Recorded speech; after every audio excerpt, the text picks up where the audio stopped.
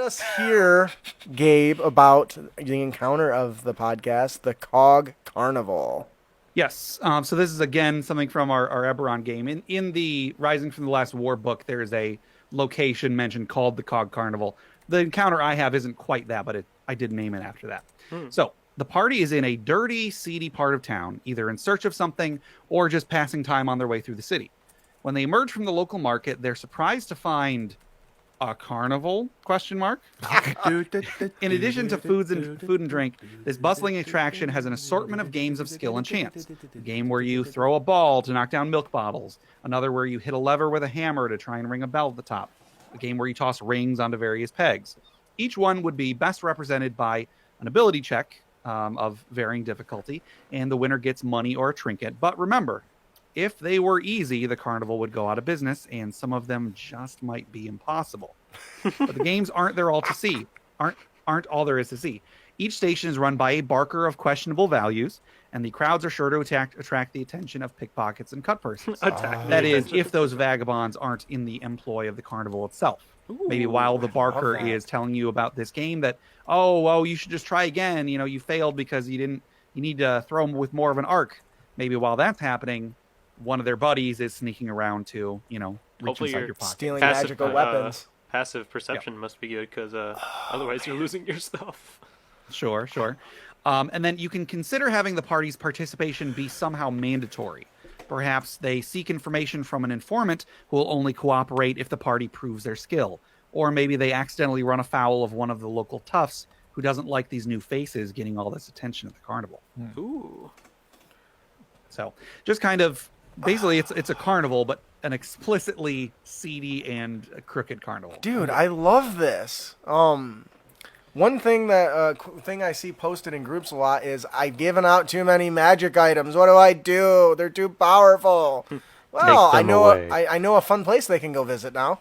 Sure. I think this is fantastic because there's I don't know if I heard this on your show or if I just read it in an article, but adventurers are carrying so much value on them. There's no reason that they wouldn't be the target of constant muggings and banditry and theft and everything. Now, some DMs would be like, oh, you can't take away their stuff they work so hard for. Well, they better work better to guard it. Put it in a dimensional pocket. Get rid of it. Go put it in don't carry it around. Actually, funny you mentioned that because in the game I just played, I actually lost my magical bow.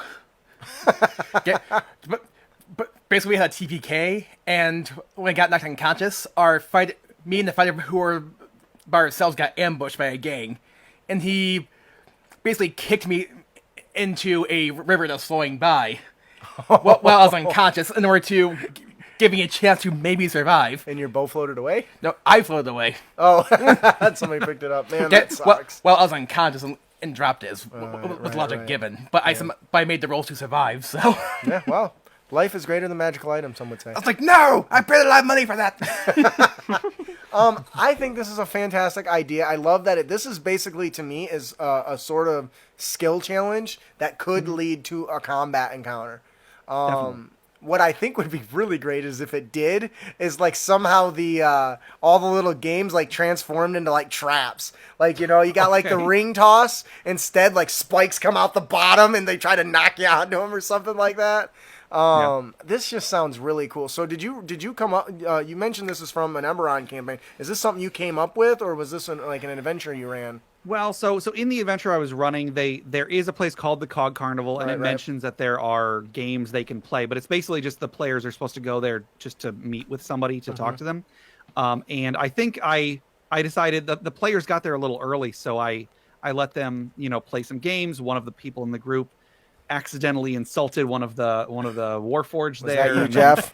There was a bit of an altercation, but also I ran an adventure several years ago where there was a big festival going on, and so I sat down and I came up with a bunch of games the party could play, and it made the session so much more memorable because it's like it's not just sure, roll a die, okay, you win some gold. It was like, oh, okay, you rolled high enough, but the guy who's standing in front of in the dunk take, he's a monk, and he used this thing to deflect the ball away.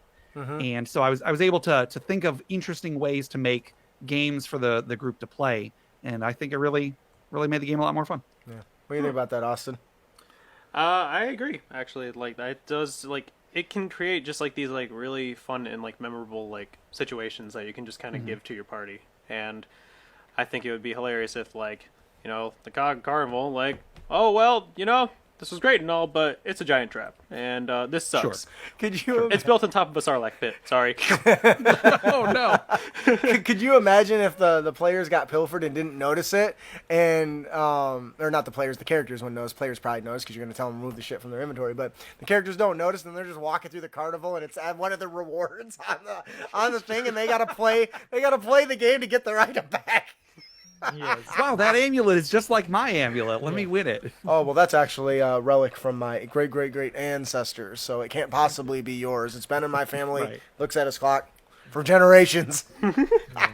Could be that the carnival is like built to be a scam, but it's built to scam commoners and isn't really set Okay. up for adventurers who have levels and skill proficiencies and stuff like that. So Right. when the players show up and start winning everything, then like all the carnies get like getting really mad, and the carnival starts to send like people out to like try and push them out or good. fight them or I something. like that. Hey, get the bouncer. We need this guy Yeah. out of here. Someone go clean his teeth. Rub them out. I think that'll do it for the encounter of the podcast. What did you call this? The Cog Carnival? Cog Carnival. The Cog Carnival.